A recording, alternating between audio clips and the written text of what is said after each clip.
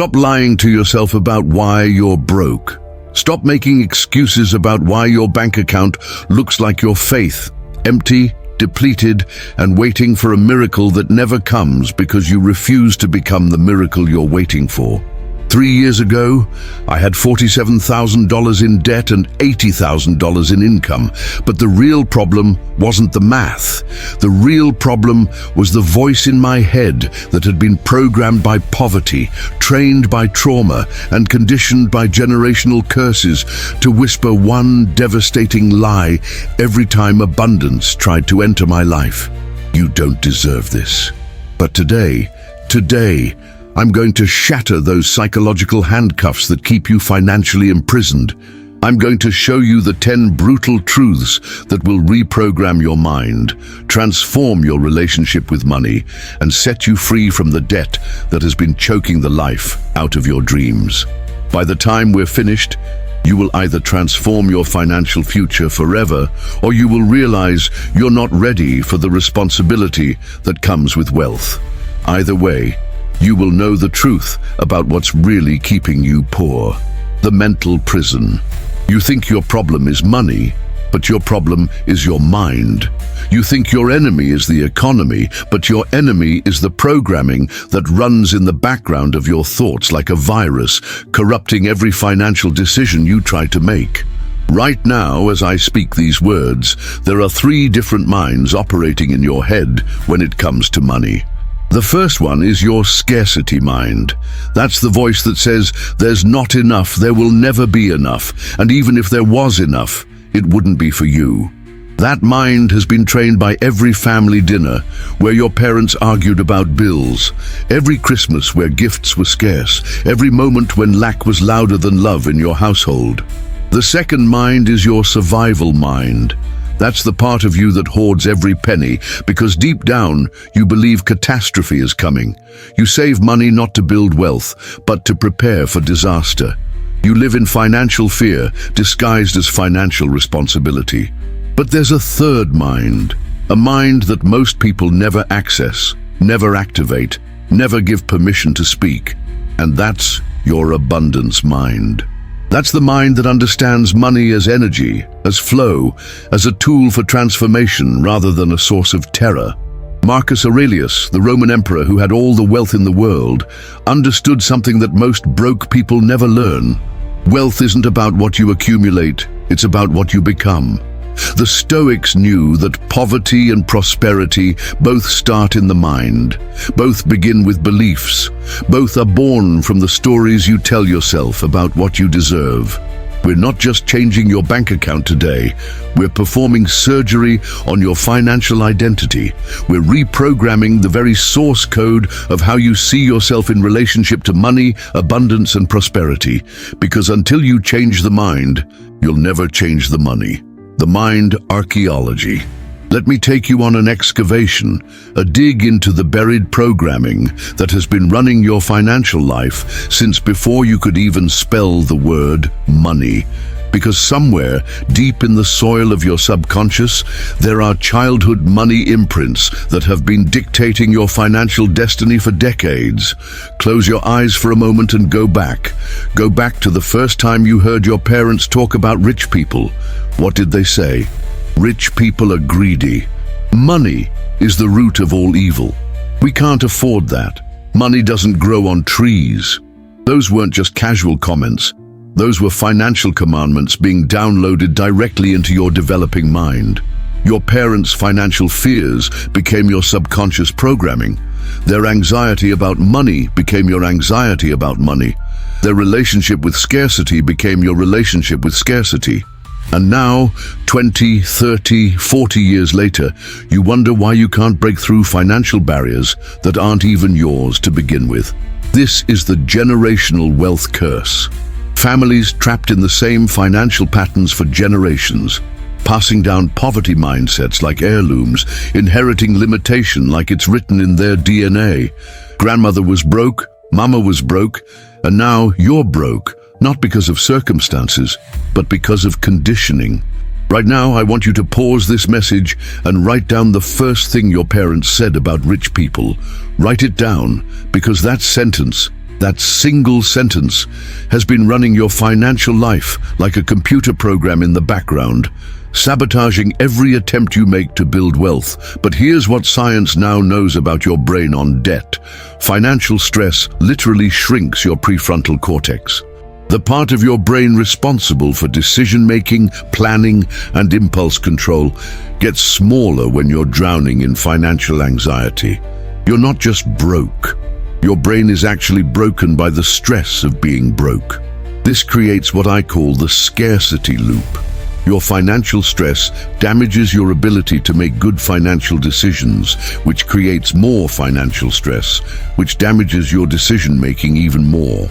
You're trapped in a cycle where poverty creates the very mental conditions that perpetuate poverty. But the moment you understand that poverty is a mental state, not a bank balance, everything changes. The moment you realize that wealth is a mindset, not a number, transformation becomes possible. Your breakthrough begins when you stop trying to fix your money and start fixing your mind. Embrace financial discomfort. Here's the first brutal truth that's going to shake you to your core. Comfort is the enemy of wealth. Let me say that again because your comfortable mind wants to reject it. Comfort is the enemy of wealth. Every single day, you choose comfort over growth. You're choosing poverty over prosperity. Every time you say, "I can't afford it," instead of asking, "How can I afford it?" You're training your brain to find reasons why wealth is impossible instead of reasons why wealth is inevitable. Your comfort zone isn't protecting you, it's imprisoning you. It's a financial death trap disguised as safety, a psychological prison cell that you've decorated so nicely you don't even realize you're locked inside. Why do you think wealthy people make decisions that seem crazy to broke people? Because they've developed what I call discomfort tolerance. They've trained themselves to be comfortable with being uncomfortable. They've learned to lean into the fear instead of running from it.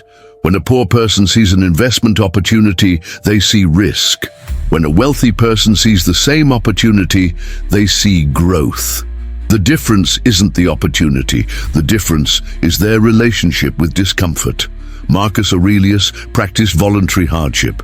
He would deliberately put himself in uncomfortable situations to build mental strength. He understood that comfort makes you weak and wealth requires strength. Not physical strength, but psychological strength. The strength to do what others won't do, so you can have what others will never have. Right now, your financial comfort zone is a circle of familiar struggle. You know how to be broke. You're comfortable with lack. You've mastered the art of making excuses for why you can't have more. But if you want to step into abundance, you have to step out of that comfort zone. Start today. Make one financial decision that scares you. Not a reckless decision, but a calculated risk that pushes you beyond your comfort zone. Buy that course you've been thinking about. Have that money conversation you've been avoiding. Apply for that position that feels too big for you. Because wealth lives on the other side of your comfort zone, and it's waiting for you to be brave enough to come get it. Kill your financial identity. Right now, I need you to listen to the most dangerous words that have ever come out of your mouth. I'm just not good with money. Those 6 words have done more damage to your financial future than any economic recession, any job loss, any unexpected expense could ever do. Because when you say, "I'm just not good with money," you're not stating a fact. You're making a choice. You're choosing to stay exactly where you are. You're choosing your identity over your destiny. You're choosing familiarity over freedom. That sentence isn't describing who you are. It's defining who you refuse to become. It's your get out of responsibility free card. It's your permission slip to stay broke without feeling bad about being broke. But identity isn't destiny. Identity is decision. Who you are is not who you have to stay. Your past performance does not predict your future potential. The person who got you into financial trouble is not the person who has to get you out of financial trouble. I'm telling you today that you need to kill that old financial identity. You need to murder that broke version of yourself. You need to attend the funeral of who you used to be so you can give birth to who you're meant to become. Stop calling yourself bad with money and start calling yourself a wealth architect in training. Stop saying you can't manage finances and start saying you're learning to master finances. Stop identifying with your struggles and start identifying with your solutions. Because the moment you change your identity, you change your actions. The moment you change your actions, you change your results. The moment you change your results, you change your reality. Your new financial identity isn't based on your past mistakes. It's based on your future decisions. You're not the person who accumulates debt. You're the person who builds wealth. You're not the person who struggles with money. You're the person who makes money work for you. From this moment forward, when someone asks you about your relationship with money, I want you to speak as the person you're becoming, not the person you've been. I want you to speak your new financial identity into existence until your reality has no choice but to catch up. Money is energy, not security. You've been thinking about money all wrong. You've been treating money like it's meant to be locked away, hoarded, hidden under your mattress like some kind of financial prisoner. But money isn't meant to be captured. Money is meant to flow. Money is energy. It's pure energy. And what happens to energy when you try to trap it, when you try to contain it, when you try to hold on to it with a clenched fist? It stagnates. It stops moving. It dies. But what happens when you let energy flow? It multiplies. It grows. It expands. It creates more of itself. That's the difference between broke people and wealthy people. Broke people try to save their way to wealth. Wealthy people invest their way to wealth. The Stoics understood this principle 20 centuries ago. They knew that attachment to money creates suffering, but flow with money creates abundance.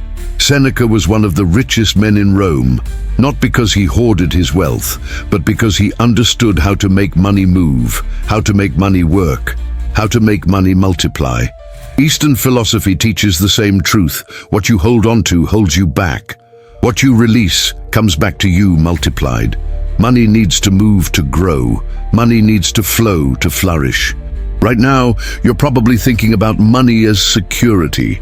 You want to save enough money to feel safe, to feel protected, to feel like you can handle whatever life throws at you. But that security mindset is actually creating insecurity. That safety mindset is actually creating danger, because when you hoard money for security, you're betting against yourself. You're betting that you can't make more. You're betting that opportunities won't come. You're betting that your ability to create wealth is limited to what you currently have. But wealthy people understand money momentum. They understand that money in motion creates more money. They understand that you have to spend money to make money, invest money to multiply money, risk money to reward money. Stop asking, what if I lose this money? And start asking, what if I multiply this money? Stop thinking about money as something to protect and start thinking about money as something to deploy. Stop treating money like a finite resource and start treating money like renewable energy. Because when you change your relationship with money from hoarding to flowing, money stops running away from you and starts running toward you. Debt is a symptom, not the disease. Listen to me carefully, because this truth is going to cut deep. Your debt is not your problem. Your debt is not your enemy. Your debt is not the thing that's destroying your life. Your debt is a symptom, a manifestation, a physical expression of something much deeper, much darker, much more dangerous happening inside your mind. Debt is the external reflection of internal scarcity programming. Every dollar you owe is a mirror, showing you exactly what you believe about yourself, about your worth, about your ability to create abundance in your life. You didn't go into debt because you're irresponsible. You went into debt because somewhere deep in your subconscious, you believe you don't deserve to have money. You went into debt because your internal programming says, spend it before it disappears, because deep down, you don't believe abundance is meant for you. That credit card debt isn't about the shoes you bought or the vacation you took. It's about the void inside you that you're trying to fill with external things because you don't feel worthy of internal peace.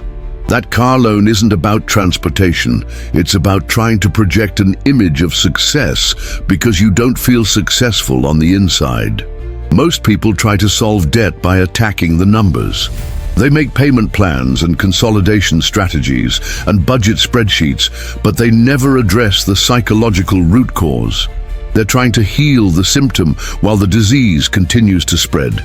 But debt shadow work, that's where the real healing happens. That's where you dig into the emotional wounds that created the financial wounds. That's where you discover why you sabotage yourself every time you start to build wealth. Ask yourself these questions and don't you dare lie to yourself with the answers. What am I really trying to buy when I spend money I don't have? What emptiness am I trying to fill? What pain am I trying to numb? What inadequacy am I trying to cover up? Because until you heal the emotional wound that created the financial wound, you'll keep creating debt no matter how much money you make. Until you address the scarcity programming that drives compulsive spending, you'll stay trapped in the cycle of debt and desperation. Your debt is trying to teach you something about yourself. Your debt is trying to show you where your internal programming is broken. Your debt is trying to reveal the lies you believe about your own worthiness. Stop fighting the symptom and start healing the disease. Stop attacking the debt and start addressing the beliefs that created the debt. Your wealth ceiling is mental. There's an invisible barrier above your head right now that you can't see, but it's more real than any physical wall that could ever be built. It's your wealth ceiling, the psychological limit that determines exactly how much money you're allowed to have before your own mind starts sabotaging your success. Every single person walking this earth has a wealth thermostat set in their subconscious mind. Just like a thermostat in your house maintains a certain temperature, your wealth thermostat maintains a certain level of financial comfort. And when you start to exceed that level, when you start to make more money than your thermostat is set for, your mind will sabotage you back down to your programmed comfort zone. Why do you think lottery winners go broke? Why do you think people who inherit wealth lose it? Why do you think someone can build a business to a certain level and then it mysteriously starts falling apart? Because they hit their wealth ceiling. They exceeded their psychological programming and their mind said, this is too much. This isn't for you. This doesn't match who you think you are. You've been sabotaging your own success and calling it bad luck. You've been destroying your own opportunities and calling it circumstances. You've been limiting your own potential and calling it realistic expectations. But right now, I want you to identify your wealth thermostat. What's the most money you've ever made in a year? What's the most money you've ever had in your bank account? What's the highest level of success you've ever achieved? That's where your thermostat is set. And every time you start to go beyond that level, watch what happens. Watch how you start making mistakes. Watch how you start spending money on unnecessary things. Watch how you start making decisions that bring you back down to your comfort level. This is why poor people stay poor and rich people get richer. It's not about opportunity. It's not about education. It's not about connections. It's about the wealth ceiling that exists in their mind. But here's the beautiful truth. Thermostats can be adjusted. Ceilings can be raised. Programming can be changed. You don't have to stay at the financial level where your mind currently thinks you belong. Start by raising your wealth thermostat 5 degrees at a time. If you've never made more than $50,000 a year, start programming your mind for $60,000. If you've never had more than $5,000 in savings, start visualizing $10,000. Your wealth ceiling isn't permanent, it's programmable. Your financial thermostat isn't fixed, it's adjustable. Your success level isn't destiny, it's decision. Fear is your wealth compass. Here's a truth that's going to revolutionize how you think about fear. Fear isn't your enemy when it comes to wealth building. Fear is your compass. Fear is your GPS system, pointing you directly toward the financial breakthrough you've been praying for. What scares you financially is exactly what you need to do. What terrifies you about money is precisely where your freedom is hiding. What makes your stomach turn when you think about it is the exact action that will transform your financial future. But most people run from fear. They avoid the scary financial conversations. They postpone the uncomfortable money decisions. They stay in their safe, familiar, predictable financial mediocrity because the thought of taking risks makes their palms sweat and their hearts race. But wealthy people have learned to use fear as fuel. They've learned to run toward what scares them instead of away from it. They understand that fear is not a stop sign. Fear is a starting gun. The Stoics called this principle courage, not the absence of fear, but action in the presence of fear. Marcus Aurelius felt fear when he went into battle, but he didn't let fear make his decisions. He used fear as information, as guidance, as motivation to become stronger. Right now, there's something you're afraid to do financially. There's some conversation you're avoiding, some investment you're postponing, some risk you're not taking because it feels too scary, too uncertain, too dangerous. But what if that fear is actually your breakthrough trying to get your attention? What if that uncomfortable feeling in your gut is abundance knocking on the door of your comfort zone? What if the thing you're most afraid of financially is the thing that will set you free financially? I want you to do a fear inventory right now. Write down the 3 things that scare you most about money. Write down the financial decisions you've been avoiding. Write down the conversations you've been postponing. Because that list isn't a list of things to avoid. That's a list of things to prioritize. That's not a catalog of dangers. That's a roadmap to your financial destiny. Stop using fear as an excuse to stay stuck and start using fear as a compass to move forward. Stop letting fear make your financial decisions and start letting courage make your financial decisions. Because on the other side of your financial fears is the financial freedom you've been dreaming about. Spend money to make money. I'm about to blow up everything you've been taught about money, and it's going to hurt before it heals. You've been trained to save your way to wealth, to penny pinch your way to prosperity, to cut expenses until you cut yourself out of opportunity. But wealthy people understand a principle that poor people reject. You have to spend money to make money. Every single dollar that leaves your hands is making a choice. Every expense is casting a vote.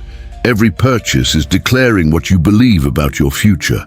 And right now, you're voting for scarcity instead of abundance, limitation instead of expansion, maintenance instead of growth. There are only 2 types of money flowing out of your life: investment money and consumption money. Investment money comes back to you multiplied. Consumption money disappears forever. Investment money works for you while you sleep. Consumption money entertains you while you're awake. But here's where most people destroy their financial future. They consume when they should invest, and they save when they should spend. They buy liabilities and call them assets. They spend money on things that make them feel rich temporarily instead of investments that make them rich permanently. Before you spend another dollar, ask yourself this 5-year question. Where will this money be in 5 years? If you buy that expensive coffee every morning, where will that money be in 5 years? Gone. If you invest that same money in learning a new skill, where will that money be in 5 years? It will have multiplied into increased income. Wealthy people create 2 budgets, a wealth-building budget and a life maintenance budget.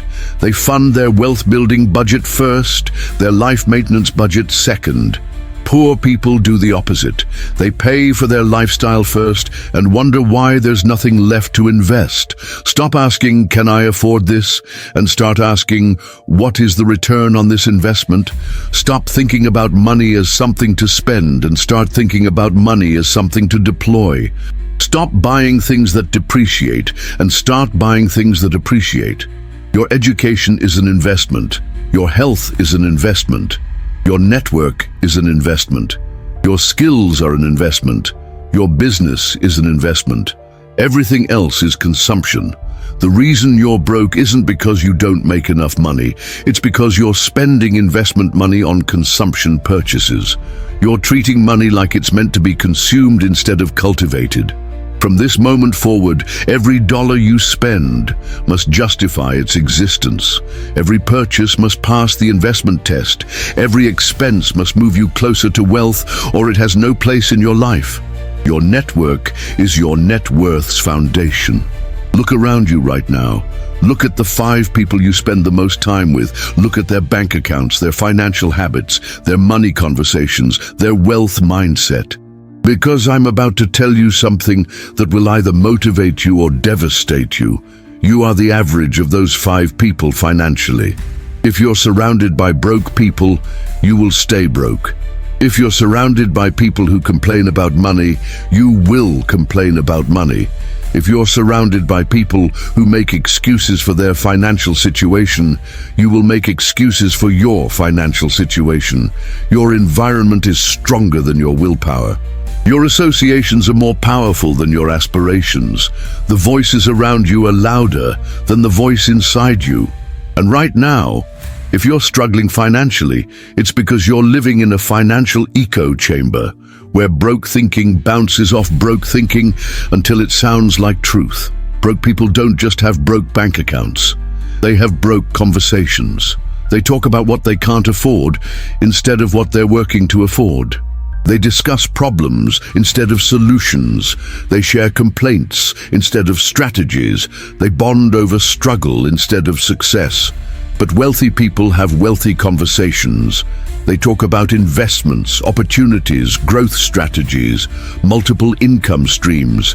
They share knowledge instead of gossip. They discuss possibilities instead of limitations. They network with intention, not just for entertainment. You cannot rise above the level of conversation in your environment. You cannot build wealth while surrounded by people who believe wealth is impossible. You cannot develop abundance mindset while listening to scarcity programming all day long. This doesn't mean you abandon your family or disrespect your friends, but it does mean you need to strategically upgrade your financial environment. You need to find people who are where you want to be financially. You need to surround yourself with voices that speak possibility instead of limitation. Start attending investment seminars instead of complaint sessions. Join entrepreneur groups instead of struggle support groups. Listen to financial success stories instead of financial sob stories. Read books written by millionaires instead of articles written by broke people giving financial advice. Find mentors who have the wealth you want. Find peers who share the wealth goals you have. Find environments where abundance thinking is normal, where financial success is celebrated, where wealth building is the topic of conversation. Because you will never rise financially above the level of the people you spend your time with. Your network doesn't just influence your net worth. Your network creates your net worth. Automate your wealth, manual your spending. Here's why you're still broke despite all your good intentions. You're relying on willpower to build wealth, and willpower always fails. You're trying to remember to save money, trying to force yourself to invest, trying to discipline yourself into financial freedom. But discipline without systems is just delayed disappointment. Wealthy people understand something that poor people refuse to accept. Willpower is finite, but systems are infinite. Motivation runs out, but automation runs forever. Good intentions fade, but automatic transfers never forget. Every single month, you make the same financial mistake. You pay everyone else first. The landlord, the car payment, the credit cards, the utilities, the subscriptions. And then you try to save whatever's left over. But what's left over? Nothing. There's never anything left over because expenses expand to fill available income. But what if you flipped the script? What if you paid yourself first? What if your wealth building was automatic, non-negotiable, removed from the realm of daily decision-making? What if building wealth required no willpower because it happened before you even had a chance to spend the money? Set up automatic transfers that move money into your investment accounts the moment your paycheck hits your bank account. Make wealth building as automatic as your rent payment. Remove the decision from your daily life and put it on autopilot. But while you automate your wealth building, you need to manual your spending. You need to create friction for every purchase. You need to make spending money harder, not easier. Cancel the automatic subscriptions. Remove the saved payment methods. Make every expense require conscious, intentional decision-making. Most people have this backwards. They make saving money hard and spending money easy. They have to remember to invest, but their spending is automatic.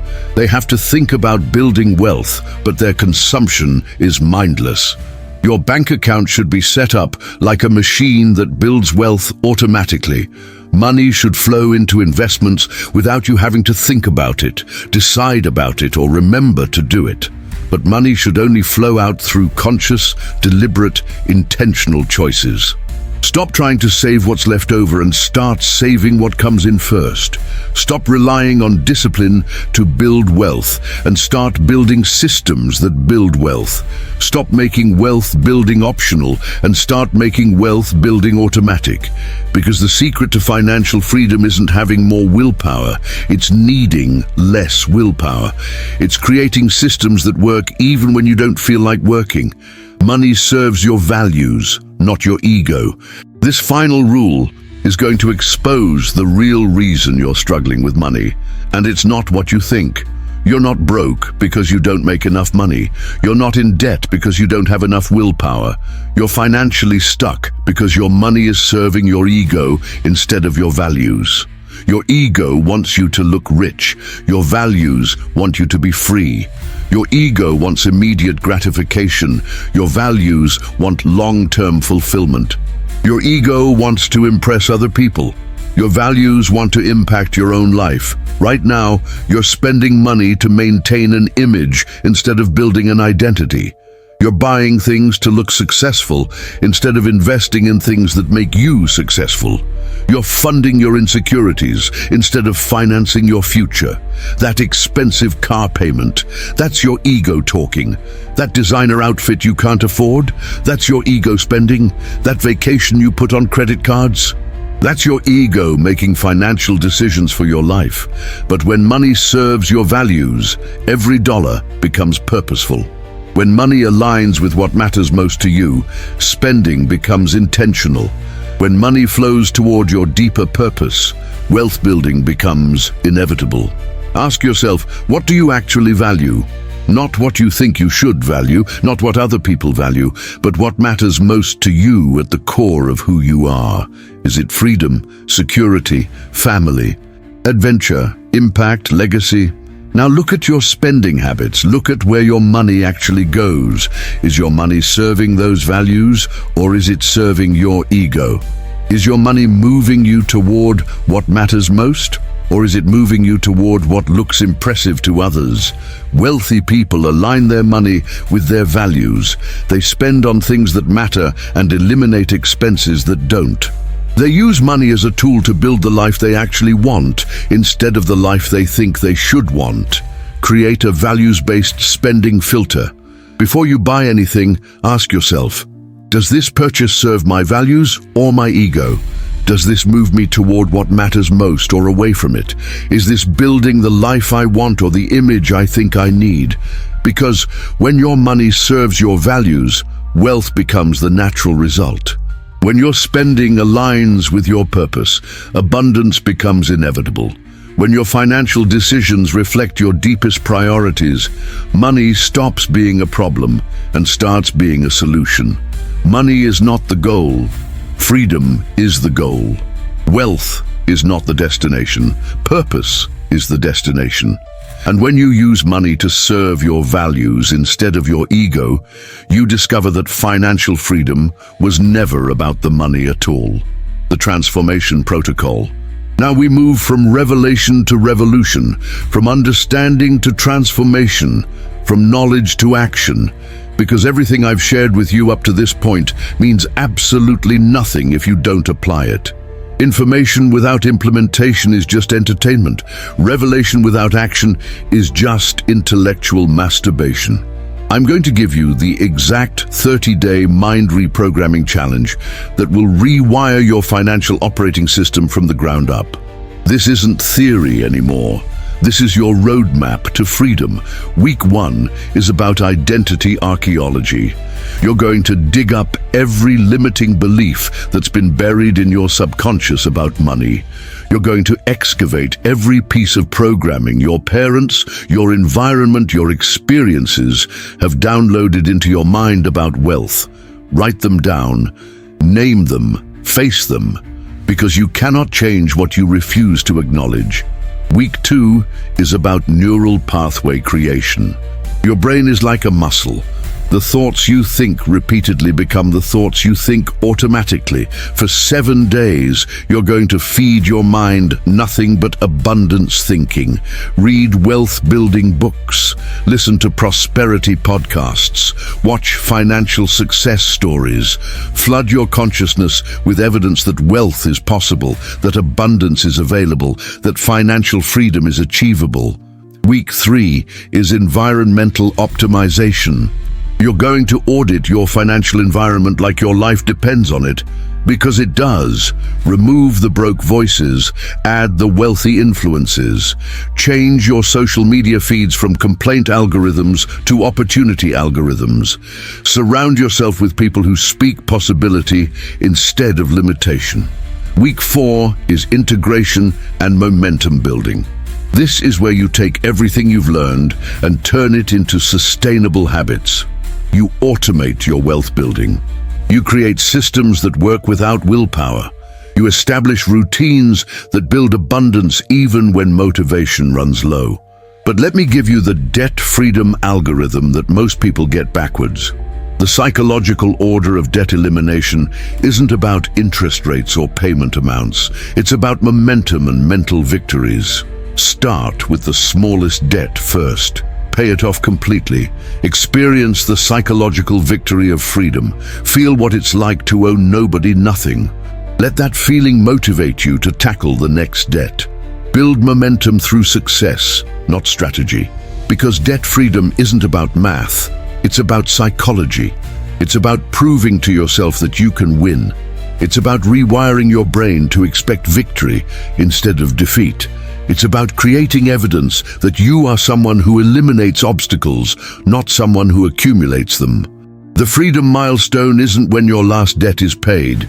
It's when your mindset shifts from scarcity to abundance, from victim to victor, from broke to breakthrough. We've reached the moment of truth, the place where transformation either happens or dies, the crossroads where you decide who you're going to become and what you're going to do about the financial prison you've been living in. Most people will close this video and change nothing. Most people will nod their heads, say that was good, and then go right back to the same broke thinking, the same financial habits, the same money conversations that got them into this mess in the first place. Most people will choose the familiar misery of their current situation over the unfamiliar territory of their potential. But you're not most people, are you? You didn't make it this far to stay where you are. You didn't invest 40 minutes of your life to keep living the same financial story that's been choking the life out of your dreams. So I'm going to ask you the question that will determine your financial destiny. Are you ready to become someone you have never been so you can have something you have never had? Are you ready to think thoughts you've never thought so you can take actions you've never taken? Are you ready to step into the discomfort of transformation so you can step out of the comfort of limitation? Because here's what Marcus Aurelius would tell you about your financial fears if he were sitting here right now. You have power over your mind, not outside events. Realize this and you will find strength. Your broke isn't happening to you. Your broke is happening through you. Your financial struggle isn't circumstance, it's choice. The Stoics understood something that modern people have forgotten. External wealth is the reflection of internal wealth. Financial freedom is the manifestation of mental freedom. Your bank account will never rise above your belief account. But when you transform your mind, you transform your money. When you change your thinking, you change your reality. When you shift your consciousness, you shift your circumstances. Your money problems end the moment you decide they end. Not when your situation changes, not when you get a better job, not when the economy improves. The moment you decide in your mind that poverty is no longer acceptable, that limitation is no longer tolerable, that broke is no longer who you are. The question isn't when you'll be ready for financial freedom. The question isn't whether you have what it takes to build wealth. The question is simple and urgent and demands an answer right now. Will you choose to be ready? Will you choose transformation over comfort? Will you choose your potential over your past? Because your financial future is being decided in this moment.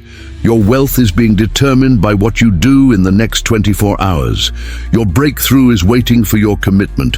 What's it going to be?